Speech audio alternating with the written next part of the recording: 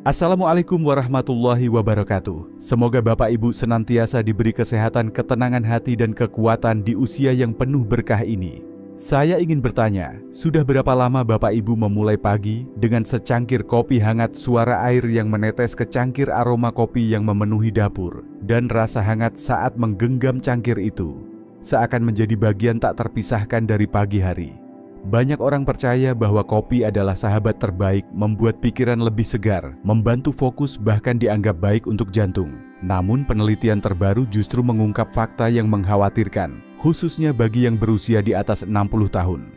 Ada jenis kopi yang terlihat aman, tetapi dalam waktu hanya 4 minggu dapat membuat kolesterol jahat melonjak hingga 45 poin.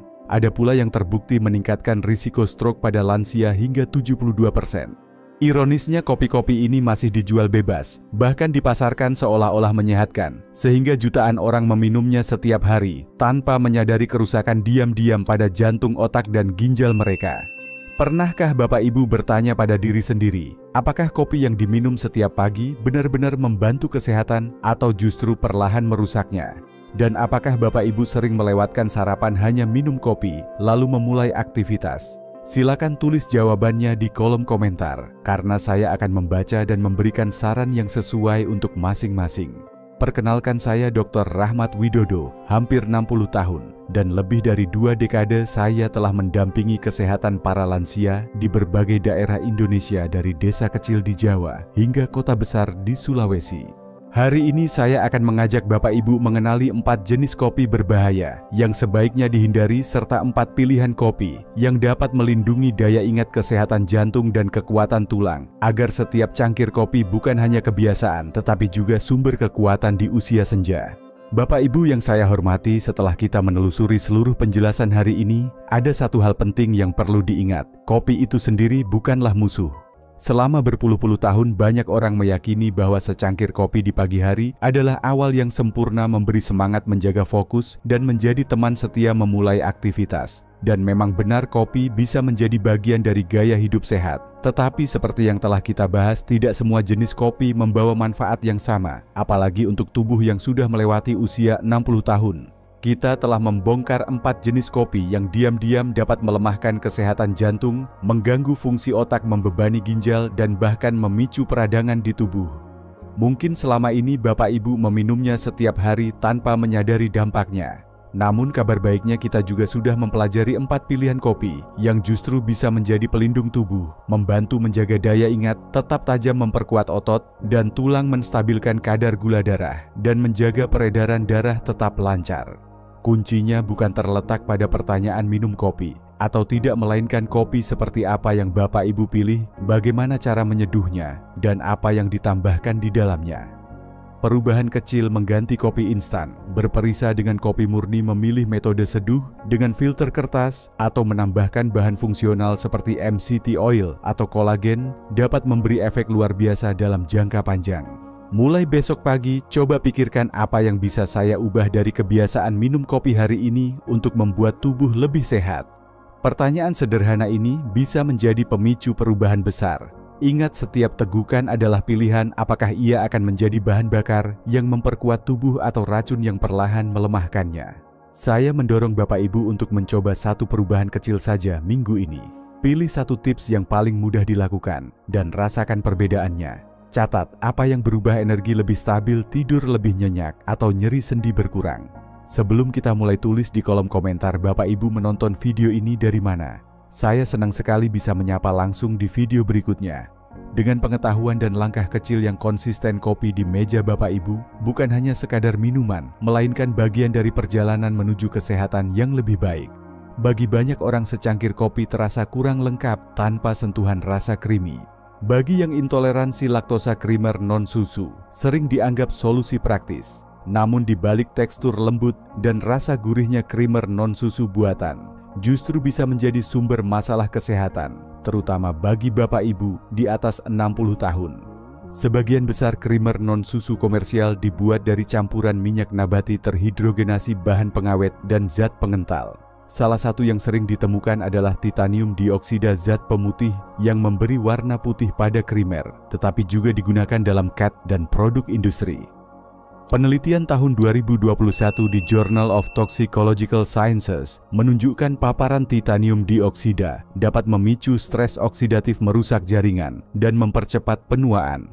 Dalam uji laboratorium zat ini bahkan memicu kerusakan DNA hanya dalam 4 minggu setelah paparan. Selain itu, krimer non-susu biasanya kaya omega-6 dari minyak nabati yang terhidrogenasi. Meski dibutuhkan tubuh dalam jumlah kecil, kelebihan omega-6 dapat mengganggu keseimbangan peradangan. Studi di Aging Cell menemukan lansia dengan kadar omega-6 tinggi memiliki skor memori 31% lebih rendah dibanding mereka yang seimbang.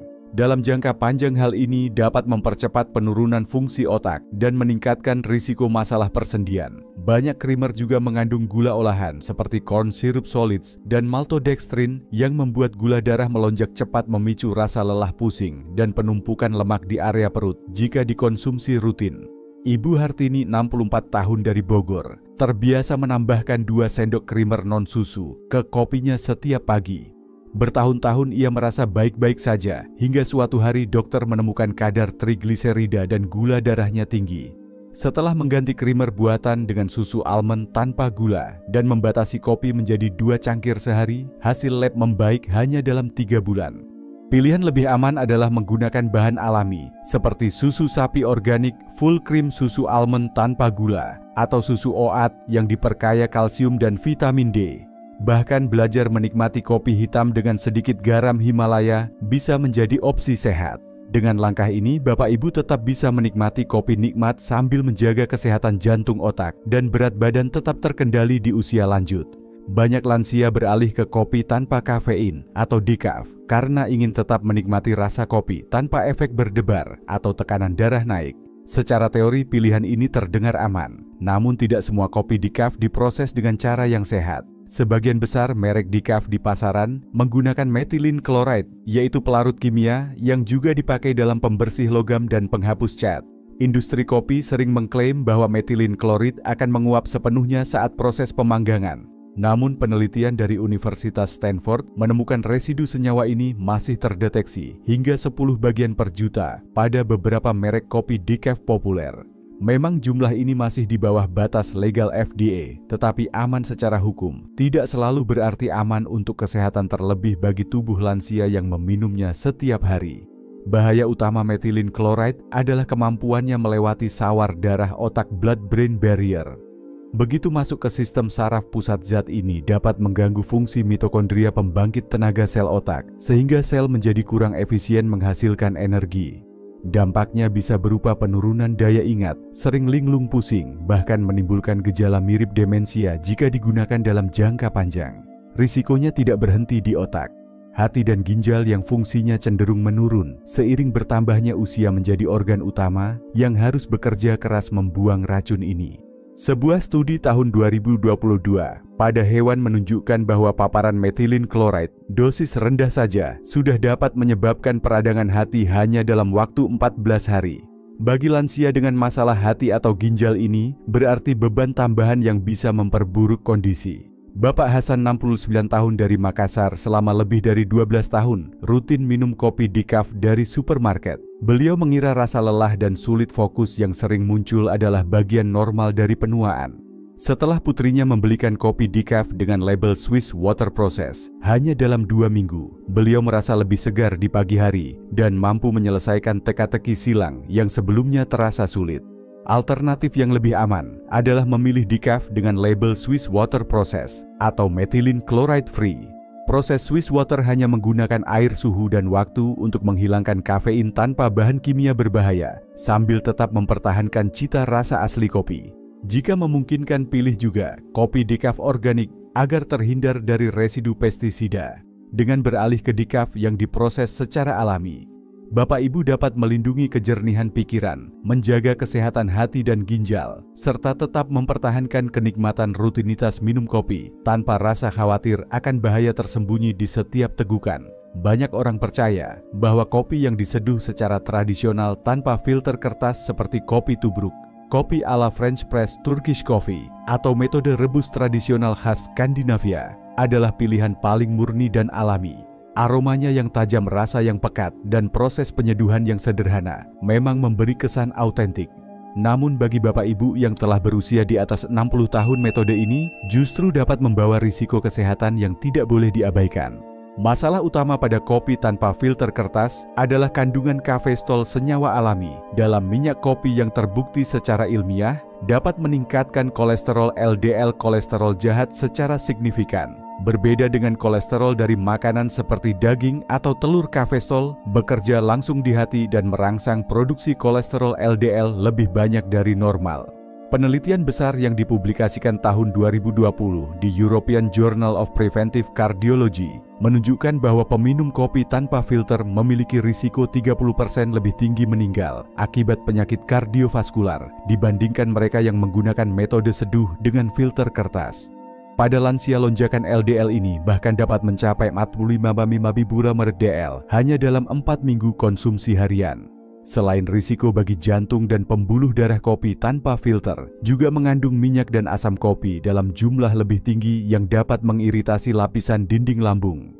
Bagi lansia yang rentan mengalami masalah asam lambung, gastritis, atau memiliki riwayat tukak, hal ini bisa memperburuk gejala seperti perut terasa perih, mual, atau nyeri ulu hati. Jika dibiarkan, peradangan kronis pada saluran pencernaan dapat mengganggu penyerapan nutrisi penting dan melemahkan daya tahan tubuh. Risiko lain yang sering terlewat adalah kandungan logam berat dari alat seduh tradisional. Banyak peralatan lama atau yang kualitasnya rendah dibuat dari aluminium atau logam tanpa lapisan pelindung. Ketika terkena air mendidih, logam ini dapat larut ke dalam kopi. Pada tubuh lansia dengan fungsi ginjal yang menurun, akumulasi logam seperti aluminium berpotensi meningkatkan risiko gangguan kognitif dan keracunan kronis.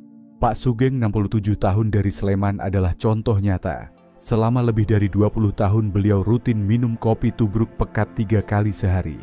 Pemeriksaan kesehatan menunjukkan kolesterol LDL yang sangat tinggi dan gejala maag yang semakin parah.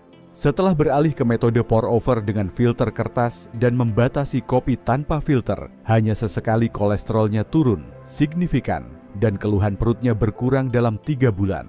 Solusi paling aman adalah menggunakan metode seduh dengan filter kertas seperti drip coffee maker atau pour over.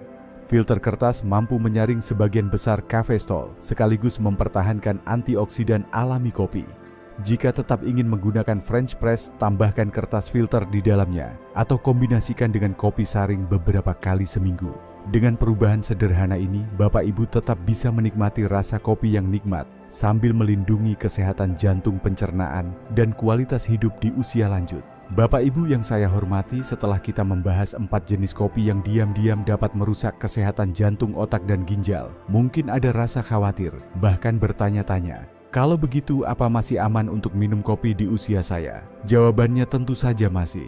Kopi bukanlah musuh, justru bisa menjadi sahabat terbaik bila kita memilih jenis yang tepat dan menyeduhnya dengan cara yang benar. Sekarang mari kita ubah sudut pandang. Kita tinggalkan sejenak kopi-kopi yang berisiko dan mulai mengenal 4 jenis kopi yang bukan hanya aman, tetapi juga dapat menjadi bagian dari rutinitas sehat setiap pagi, membantu menjaga daya ingat, memperkuat otot dan tulang, serta menurunkan risiko berbagai penyakit. Semua ini tetap nikmat, tetap memanjakan lidah, dan yang terpenting memberi manfaat nyata untuk tubuh kita di usia lanjut. Bagi Bapak Ibu yang ingin tetap menikmati kopi setiap pagi tanpa khawatir akan risiko kesehatan, kopi Arabica organik dengan tingkat sangrai medium adalah pilihan yang sangat tepat. Arabica secara alami mengandung chlorogenic acid lebih tinggi dibandingkan Robusta. Senyawa ini adalah antioksidan kuat yang membantu menurunkan peradangan di pembuluh darah dan sendi sekaligus meningkatkan metabolisme glukosa sehingga kadar gula darah lebih stabil. Sebuah penelitian tahun 2021 yang dimuat di Journal of Nutrients menemukan bahwa lansia yang rutin minum 2 cangkir Arabica setiap hari memiliki risiko 27% lebih rendah terkena diabetes tipe 2 serta penurunan 19% pada penanda peradangan dibandingkan dengan mereka yang tidak minum kopi sama sekali. Peradangan yang rendah berarti risiko penyakit jantung, nyeri sendi, dan penurunan fungsi otak juga ikut berkurang. Mengapa memilih medium roast tingkat sangrai ini? Mempertahankan sebagian besar antioksidan alami kopi tanpa menghasilkan senyawa asam yang berlebihan seperti pada sangrai gelap. Rasanya tetap kaya dan lembut dengan tingkat keasaman yang lebih ramah bagi lambung. Namun satu hal yang sering dilupakan adalah kualitas air seduhan. Jika Bapak Ibu menggunakan air keran yang belum disaring, bisa jadi di dalamnya terdapat logam berat seperti timbal atau tembaga serta klorin berlebih. Bagi tubuh lansia ini dapat memberi beban tambahan pada ginjal dan otak. Karena itu selalu gunakan air yang sudah difilter saat menyeduh kopi. Metode seduh terbaik untuk Arabica Organic Medium Roast adalah pour over atau drip coffee dengan filter kertas. Cara ini menyaring sebagian besar kafeindol senyawa yang bisa menaikkan LDL sambil mempertahankan rasa dan manfaat antioksidannya. Untuk menikmatinya, Bapak Ibu bisa meminumnya hitam agar manfaat antioksidannya maksimal. Jika ingin lebih creamy, tambahkan sedikit susu sapi full cream organik atau susu OAT tanpa gula yang diperkaya vitamin B.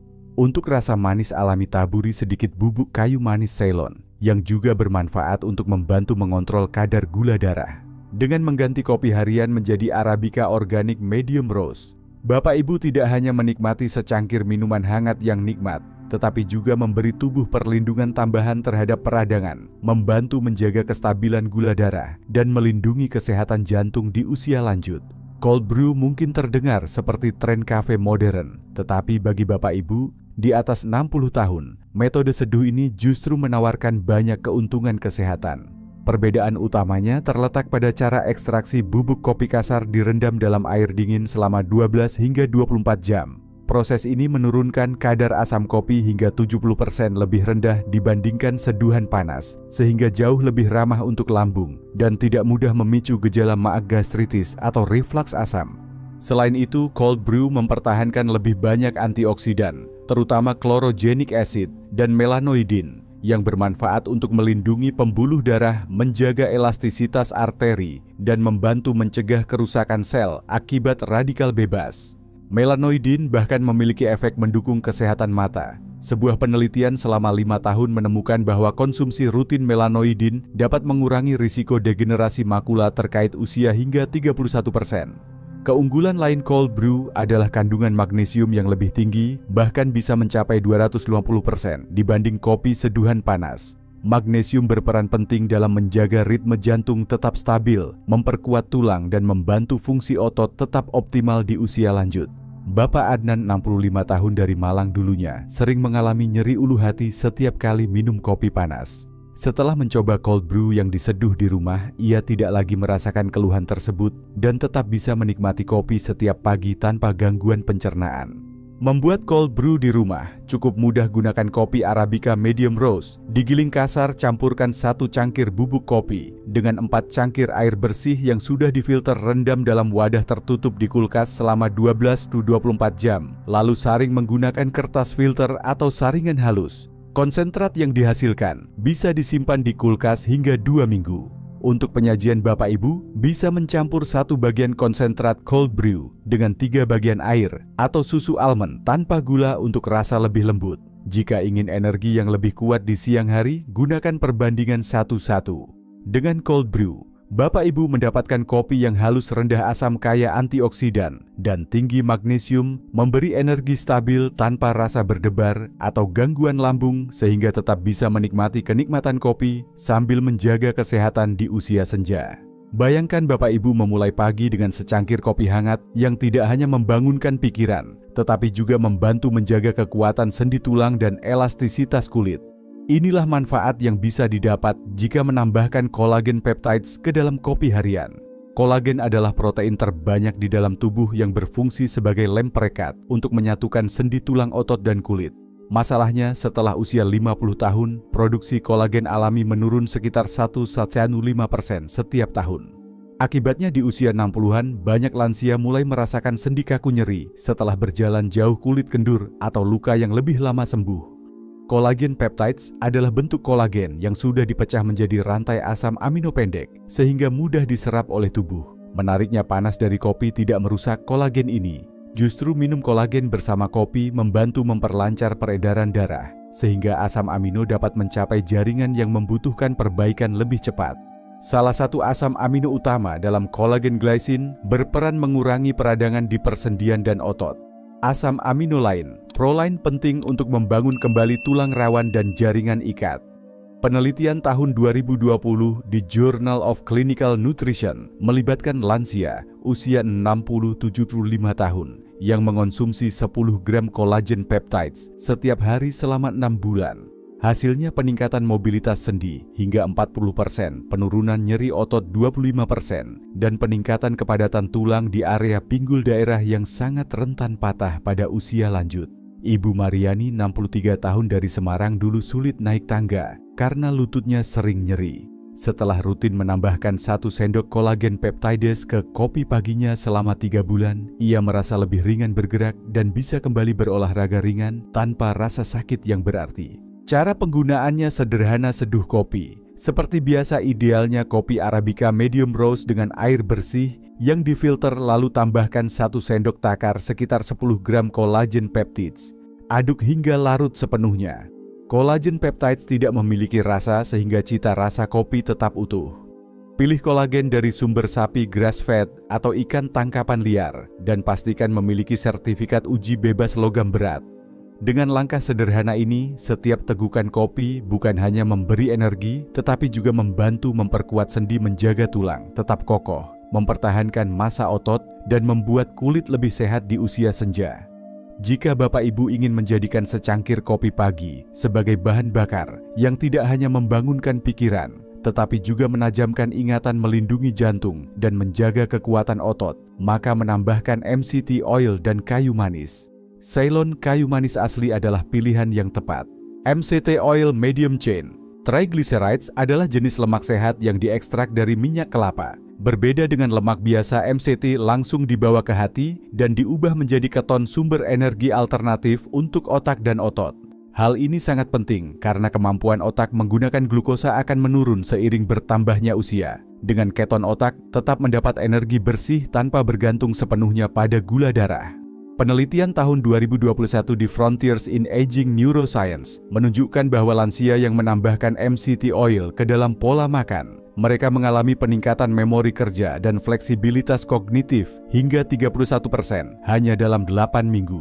Sementara itu, kayu manis Ceylon mengandung sinamaldehid, senyawa alami yang membantu meningkatkan sensitivitas insulin, membuat sel-sel tubuh lebih efisien dalam memanfaatkan gula darah. Studi meta-analisis tahun 2022 di Diabetes Research and Clinical Practice menemukan bahwa konsumsi harian kayu manis Ceylon dapat menurunkan kadar gula darah puasa hingga 18 mg/dl dan menurunkan trigliserida sampai 30% pada orang dewasa yang lebih tua. Selain itu, kayu manis juga memiliki efek melemaskan pembuluh darah sehingga membantu memperlancar aliran darah ke otak dan jantung. Pak Ahmad, 64 tahun dari Surakarta, dulunya sering merasa lemas menjelang siang walaupun sudah sarapan. Setelah mengganti gula di kopinya dengan 1-2 sendok teh bubuk kayu manis Ceylon dan menambahkan 1 sendok teh MCT oil, setiap pagi ia merasakan energi yang stabil hingga siang pikiran lebih fokus dan nyeri sendinya berkurang. Cara membuatnya sederhana: seduh kopi Arabica medium roast menggunakan air yang sudah difilter. Hindari metode tanpa filter kertas agar kadar kafein tetap rendah. Tambahkan 1 sendok teh MCT oil dan 1-2 sendok teh kayu manis Ceylon bubuk. Untuk tekstur lembut seperti latte, aduk dengan blender selama 20 detik atau aduk secara manual hingga tercampur rata. Waktu terbaik untuk meminumnya adalah di pagi hari sebelum makan. Minum kopi MCT and kayu manis saat perut kosong membantu produksi keton lebih optimal, memberi kejernihan mental yang dapat bertahan berjam-jam, mengurangi fluktuasi gula darah, dan mendukung metabolisme lemak sambil mempertahankan massa otot. Dengan perpaduan ini, secangkir kopi bukan hanya kebiasaan pagi, tetapi menjadi alat kesehatan fungsional yang mendukung otak tetap tajam, jantung kuat, dan tubuh bugar di usia lanjut. Bapak Ibu yang saya hormati, kita sudah membedakan dengan jelas mana jenis kopi yang berisiko bagi kesehatan dan mana yang justru memberi perlindungan. 4 jenis kopi yang perlu dihindari dapat melemahkan jantung, mengganggu fungsi otak, dan membebani ginjal. Sedangkan 4 pilihan kopi sehat dapat membantu menjaga daya ingat, memperkuat tulang dan otot, serta mendukung peredaran darah yang baik. Yang terpenting adalah memilih kopi yang sesuai kebutuhan tubuh, menyeduhnya dengan cara yang aman, dan menambahkan bahan yang mendukung kesehatan di usia lanjut. Mulai besok pagi sebelum menuang air panas ke cangkir, tanyakan pada diri sendiri, apakah kopi ini bekerja untuk saya atau melawan saya? Perubahan kecil yang konsisten bisa membawa perbedaan besar bagi kesehatan di tahun-tahun mendatang. Jika penjelasan hari ini membuka wawasan baru untuk Bapak Ibu, silakan tekan tombol suka sebagai dukungan agar saya dapat terus menghadirkan informasi bermanfaat. Bagikan video ini kepada teman atau keluarga yang juga pecinta kopi supaya mereka pun bisa membuat pilihan yang lebih bijak. Dan jangan lupa berlangganan saluran ini serta aktifkan notifikasi agar Bapak Ibu tidak ketinggalan informasi strategi kesehatan berbasis ilmu yang membantu kita hidup lebih kuat dan lebih panjang umur.